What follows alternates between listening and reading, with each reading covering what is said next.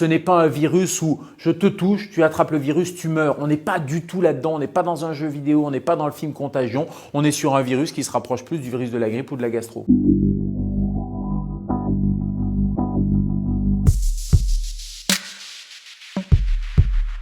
C'est un coronavirus. Corona, ça veut dire qu'il y a une couronne. Donc c'est la forme de ce virus. C'est pas un mystérieux virus chinois comme on l'entendait au début. Il n'est pas mystérieux parce qu'on a sa carte génétique. Ce n'est pas une bactérie, c'est un virus. Il mute et c'est pour ça qu'il fait peur. Et au début, les collègues chinois se sont un peu inquiétés parce qu'ils ont vu qu'il avait une forte mortalité.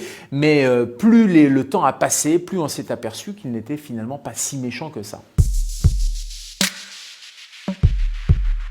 Au début, c'est un virus animal, il reste chez les animaux et puis parfois, à la faveur d'une mutation virale, il peut passer à l'être humain, surtout quand il y a une promiscuité. Et puis après, de l'homme à un autre être humain, c'est ce qu'on appelle la contamination interhumaine et c'est comme ça que les épidémies partent. Je vous prends juste un exemple. Le virus de la gastro-entérite, il va rester 2 mois sur un objet. Le virus du coronavirus, en fonction de la matière, du plastique, du métal, c'est entre quelques heures jusqu'à 4 ou 5 jours.